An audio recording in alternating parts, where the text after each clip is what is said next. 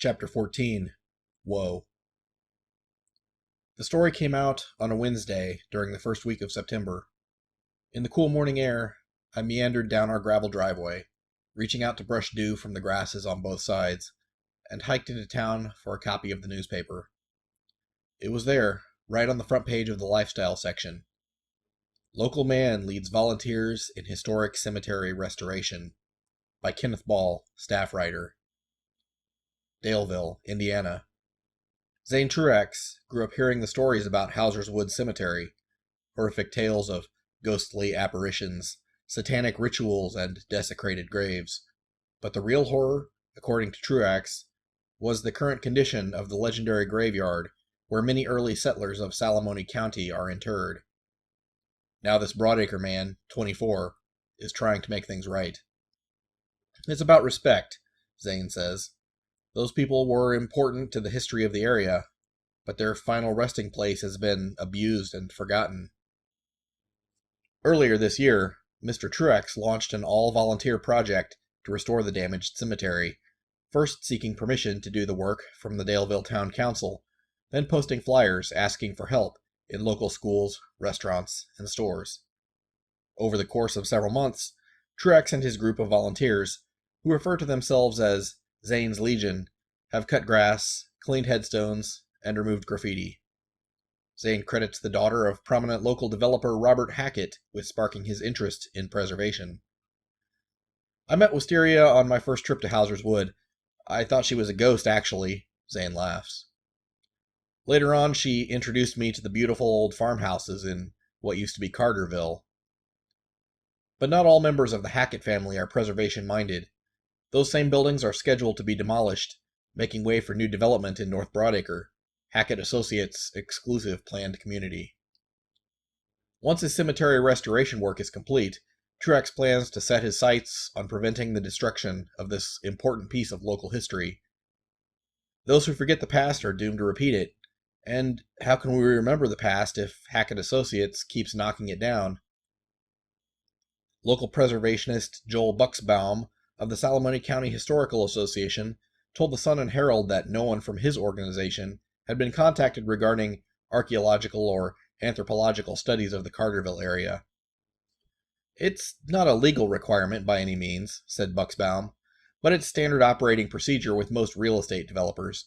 We want to document the sites to make sure that artifacts and historical information are preserved for future generations. Buxbaum warns that cemetery preservation by those without formal training can be dangerous and may cause unintended damage to fragile gravestones. He does support Truax's passions, however. I'm always happy to see the younger generation taking an interest in history, said Buxbaum. Robert Hackett did not respond to requests for comment. A photographer from the paper had taken a few pictures at the cemetery to go along with the story. In the one they ended up using, I was standing at the forefront of a group of volunteers with Brock, Mike, and Irv just behind, a rake over my shoulder, looking into the camera with a very serious, almost confrontational expression. Overly dramatic? Sure. Kinda badass, too. I thought the story turned out well overall. The surprising part was the guy from the Historical Association, because Kenneth hadn't mentioned anything about talking to him.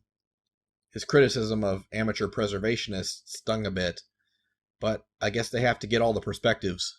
I found it funny that Robert Hackett didn't even bother to respond. I got you now, I thought. I took the paper back to the house that we were now referring to as Broadview Manor, and found Brock at the kitchen table, eating breakfast and reading a book. He scanned the article with a blank expression. No mention of the volunteers' names, huh? He said. I swear I told the reporter the names of everyone who helped. He just didn't use them, I guess. Brock shrugged and handed the newspaper back. At least you're in the picture, I said. There was a scuttling sound coming from behind the stove, then a meow. The cat's been behind the walls again. I thought we'd patched up all the places where he could get back there. Guess not. You gonna help me with the toilet this afternoon? I winced. I had been trying to get out of this. I was going to do a little work at the cemetery. We gotta get it done. I'm tired of going outside. It's going to be getting cold soon anyway. I could hear Spooky moving around again. Now it sounded like he was in the ceiling, right above our heads. Tomorrow. I promise. Whatever, said Brock. He dug back into his bowl of cereal. I started following noises coming from behind the walls as best I could, tracking the cat from room to room. From the ceiling of the kitchen, he climbed to the second floor. I grabbed a bag of cat treats and shook it. That was guaranteed to make him come running. There were more meows. Then he moved from the sitting room to the closet of Brock's bedroom. I shook the bag of treats again and called him. Spooky, I said. Who wants some liver and cheese bites? He scaled the inside of the closet wall.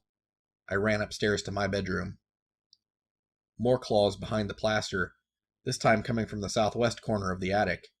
It sounded like he slipped once or twice, but recovered. Suddenly, the cat came shooting out from beneath an antique wardrobe and curled himself around my legs. I dropped a handful of treats on the floor. Sorry, Spook, I said. I can't let you go back in there anymore. Don't want you to get hurt. I dragged the wardrobe away from the wall, exposing a strange framed opening. It was about 3 feet tall, and, judging from the indentations where hinges were once screwed into the wood, had probably been covered with a door at one point. Now it was just a hole leading into darkness. I picked up my flashlight and crawled inside on my hands and knees. It was a narrow space under the eaves. I could see the roof's sloping support beams overhead. The floor was dusty. Other than the cat's paw prints, there was no evidence that anyone had been back here in many years. I pushed my palm down on a nail head that was sticking up slightly from a board and felt the sharp pain shooting up my whole arm. After pausing to nurse the wound, which hadn't broken the skin but still hurt like a son of a bitch, I shone the light around to see how far I had left to go. It looked like the passage stopped about 10 feet ahead, and there was a cardboard box at the end. I pushed on slowly, now testing my hand placements gently before resting full weight upon them. My knees were starting to ache. I found an old magazine, ripped in half, beneath the dust. It was a periodical of dress patterns with hand-illustrated models, dated November 1945. The tunnel was quickly beginning to feel claustrophobic. From somewhere behind me, I could hear Spooky mewing. No, Spooky, I yelled. Go back. Don't come in here. I grabbed the cardboard box. It wasn't heavy, so I started backing up, scooting toward the exit with box in tow. Upon emerging, I moved a large, cracked mirror to completely cover the tunnel entrance and propped it up with furniture along both edges. Spooky seemed upset about this and padded off with his tail low to the ground. Finally, I could turn my attention to the box. Was this the secret fortune that Mrs. Glazer had hidden? It turned out to be a mishmash of different items. Nothing valuable as far as I could tell, but still an interesting find. On top were a couple of cassette tapes, some kind of home recordings. The ink on the sleeves was too faded to read, but the tapes looked to be in good condition otherwise. There were some framed photos, a brass candlestick, a stack of ancient fashion magazines, beer cans, a box of nails, an empty styrofoam egg carton, and another box with a folded teal dress inside. At that very moment, my cell phone rang. The name on the caller ID was Wisteria Hackett. Oh my God, I said, sitting back on my bed. How long's it been? Hey. Did you see the newspaper this morning? The line was silent for a long moment. Then Wisteria spoke. I did. That's why I called. What's the matter? My dad is furious. I was taken aback. I figured he wouldn't be happy about the reporter's angle, but come on, he must have known there would be critics. Well, I'm sorry, I guess. I just said what I think is right. First of all, I'm in big trouble, since he found out I'd been going to the cemetery. I hadn't considered that. To me, she was plenty old enough to do what she wanted. Had she been sneaking out or something? Was her dad really that strict? Secondly, she continued, he now has to deal with the fallout from this article. People have been calling nonstop, yelling at him, threatening lawsuits. Well, I didn't think that. I know, she said. Her voice was cold. You don't think about anyone but yourself. I was suddenly angry. Wisteria, look, we haven't even heard from you in more than a month. You just ignore your friends, and I'm the one who only thinks about himself? I'm not well. I thought you knew that. You could have returned my calls. She sighed. If you were really my friend, you'd understand. It's not about you. Well, I didn't know, okay? I had no idea a stupid newspaper story would cause problems like this. You could have actually called my father and discussed it with him first before you went off to the press. A crazy idea, I know. Is that what you want? You want me to call your dad and make it better? No, I want you to drop it. Drop what? This whole thing about Carterville. Look, I'll go talk to him. We'll work something out. A hollow laugh. You can't change his mind. Please. Just let it blow over. He can still knock the rest of the buildings down. I'll ask him to let the Historical Society do their archaeological survey first. Adjust the demolition schedule a little bit. It's too late anyway. They're knocking the little schoolhouse down today. I jumped up. I have to talk to him now. Zane! Just stop! She was shouting. Jesus, will you relax? She hung up. I sat down on my bed, furious, shaking. I don't hear from her in a month, I thought, and she has the temerity to call me out for this? I hit the mattress. I'm actually doing something helpful for the community, and what's she been doing for weeks? Nothing. I needed a plan. I had to go find Robert Hackett, and I had to make him wait. But first, supplies. My whiskey flask? I definitely need that. Cell phone.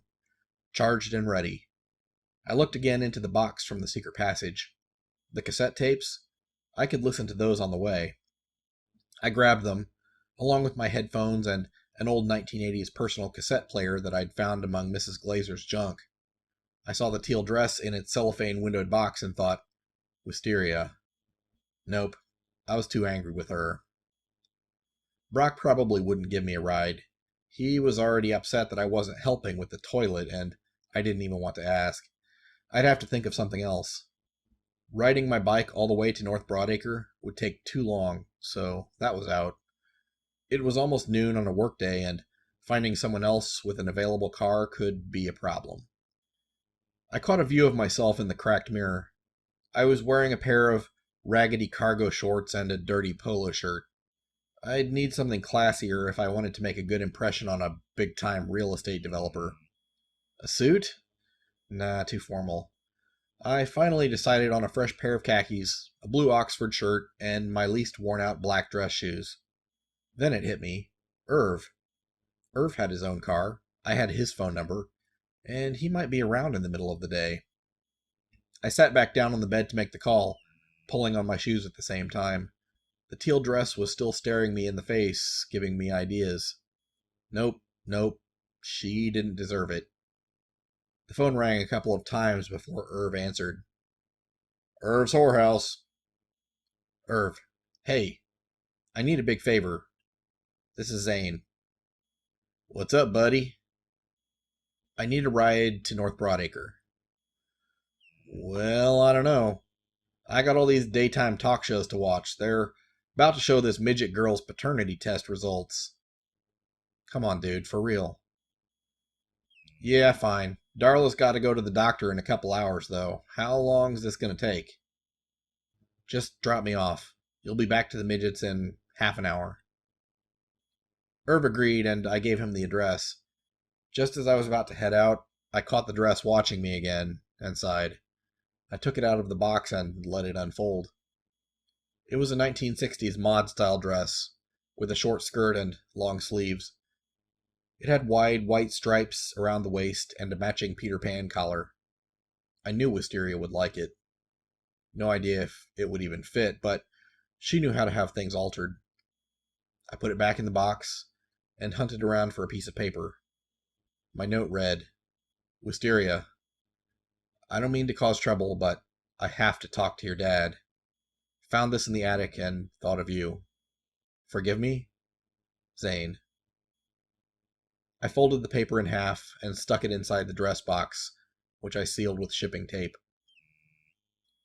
While waiting outside the house for Irv to pick me up, I made one more call and left a message at the Sun and Herald. Kenneth?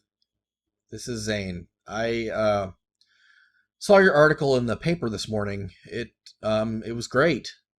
I'm actually on my way to North Broadacre right now. Going to see if I can, talk to Robert Hackett. I was told the Carterville schoolhouse is going to be torn down today. If I can't convince him to delay demolition, which, I might not be able to, well, I'm going to go chain myself to the building or something. Or lie in the path of the bulldozer.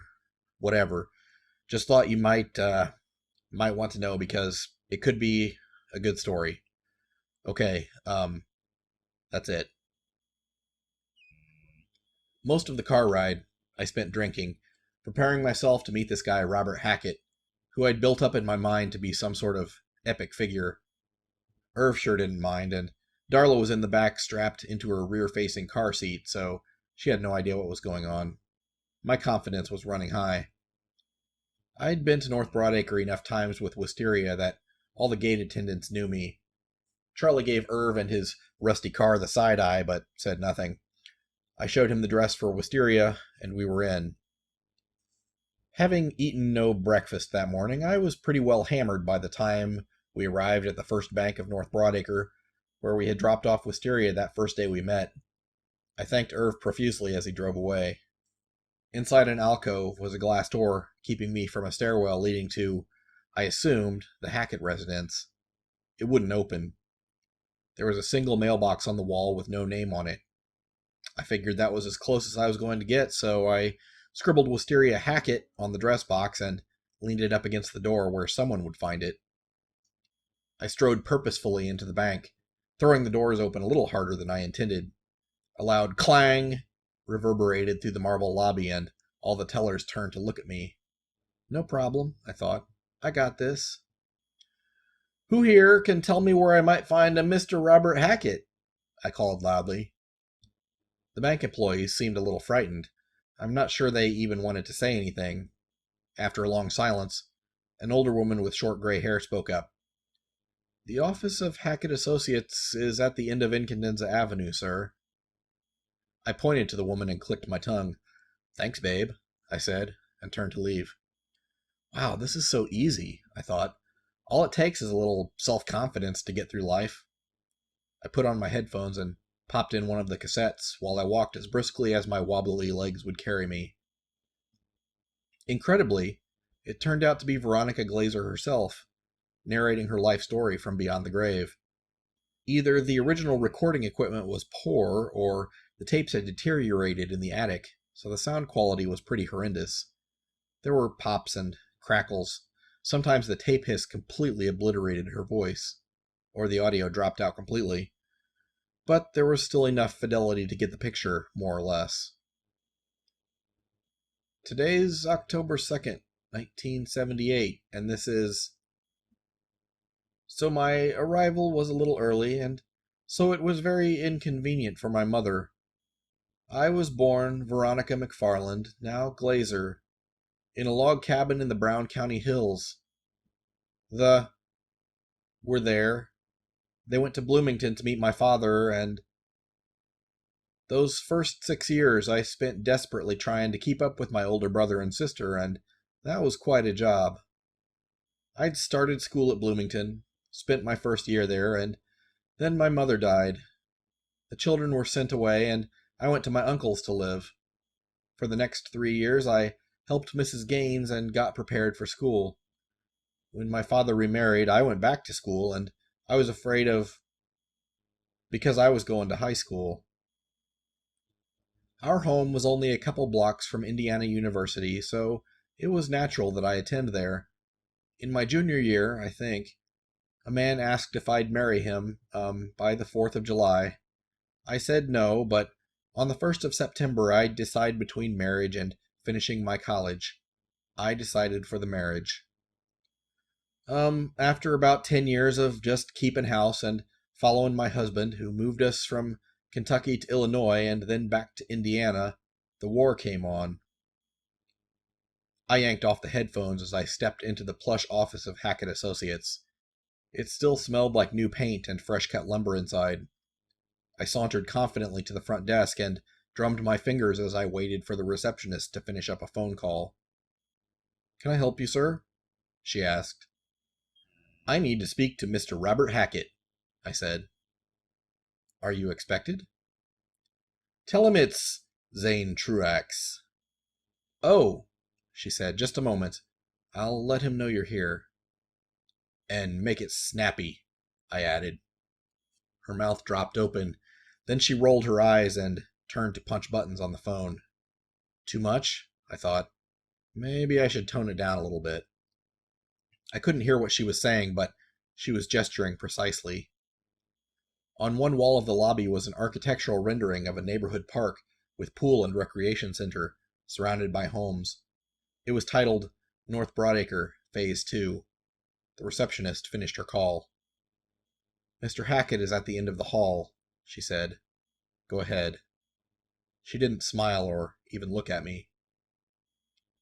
Robert Hackett's office wasn't as luxurious as I'd always imagined it to be. He did have a big shiny wooden desk, but it was covered with rolled up blueprints rather than stacks of gold coins. No roaring fireplace. No oil paintings of nude women either. Instead, he had watercolor renderings of houses on the walls. His office window didn't even have a very nice view. It looked out onto a parking lot with a few scraggly young trees, secured by wires and straps. Mr. Hackett himself had thinning brown hair and was tall, sort of gangly, but it was impossible to tell exactly how tall since he was seated in a burgundy leather chair behind the desk. I'd say he was in his mid-50s. His face was deeply lined. "Mr. Truax," he said. "Have a seat." "I know you don't like me." I fell into a chair across from him, the room whirling from the alcohol. "I'm not a big fan of yours, either." "On the contrary. You remind me of how I was myself at your age." "Too bad it didn't stick, I guess." He smiled. "Look, I understand. You have your cause.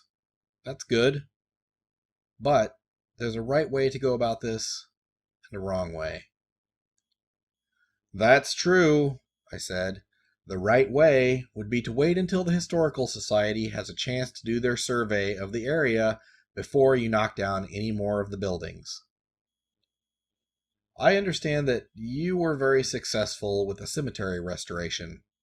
For that, I congratulate you." "Thanks."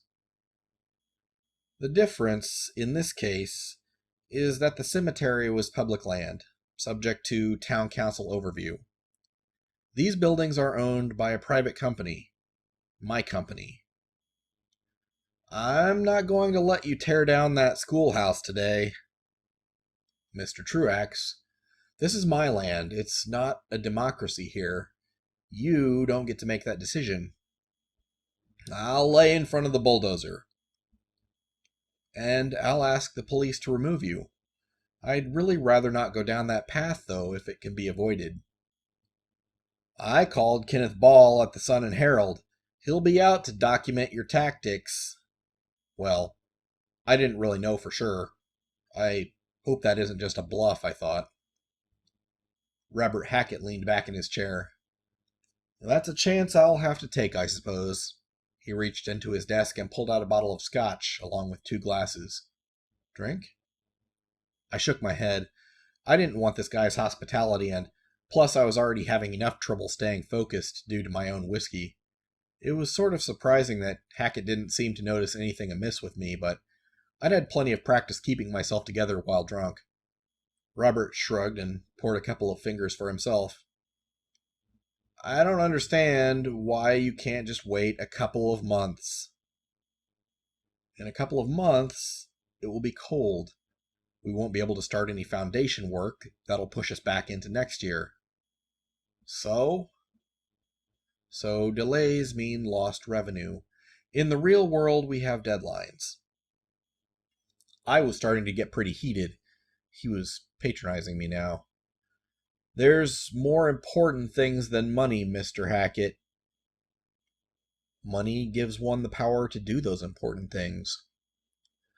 Oh, like build your own private town where you have gates to keep out all the people you don't like?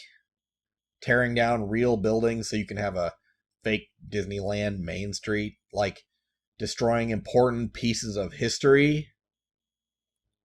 It's my choice. I looked up at the ceiling and sighed. This is pointless, isn't it? You're just going to do what you want and everyone else can go to hell. I'm not changing my mind if that's what you mean. But, Zane, if you could do something positive with all that passion, you would really be a force to be reckoned with. I am doing something positive. I stood up, unsteady, and headed for the door. I'm going to stop that bulldozer. Robert Hackett picked up the phone. Kelly, I'm going to need you to contact the police. Mr. Truax is headed for the Phase 2 site. Will you ask them to escort him from the property? In the doorway, I turned back. And none of this is because of Wisteria, so don't get mad at her. She asked me to stop, I said. Then I tried to slam the door, but it was propped open with a rubber doorstop, so I just ended up looking awkward. Kelly, the receptionist, tried to stifle a laugh as I left the building. Outside, I started to jog, hoping to arrive at the schoolhouse before anyone showed up to stop me. I don't know if you've ever tried to run while intoxicated, but it isn't easy. You have to expend a lot more concentration on your balance, and I still wasn't quite moving in a straight line. How long would it take the cops to get here? I wondered. Did North Broadacre even have its own police force? Maybe the dispatcher would have to send a car from south of the river. That would give me some time. I put my headphones back on and started the tape again in an effort to block Robert Hackett's words from replaying endlessly in my mind. My husband was in the army for 4 years. While he was off I started to work. I turned right at the intersection of Incandenza Avenue and Lexington Street and raced onward. A couple walking down the street hand in hand quickly split to get out of my way. Assholes. I saw their dirty look as I passed, and I didn't even care.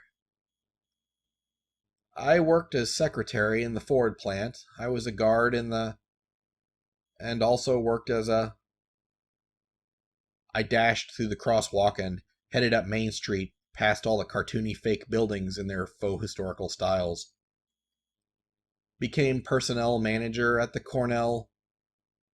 Upon my husband's return, he reached with me at the... I went back to campus. Ahead was the North Broadacre Cemetery lawn. Just a couple more blocks and I'd be able to see the Carterville houses. I was starting to get winded, but pushed on. We both graduated with a degree in home economics. Got his...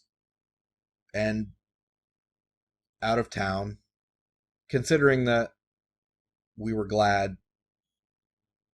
I was almost there. I crossed in the middle of the street and continued toward the old schoolhouse in the distance. It was still standing, just across Verna Street and through the cornfield. I could definitely make out a fire truck, a pickup, and a yellow bulldozer, poised but not moving. Lent me so I could go to the... I tried opening but made the assumption that... Wheezing now, I turned to squeeze between two parked cars and stepped into the street when there was a loud, confusing shriek and a knock at... The next page says, "This page intentionally left blank." The next page says, "This page intentionally left blank." The next page says, "This page intentionally left blank."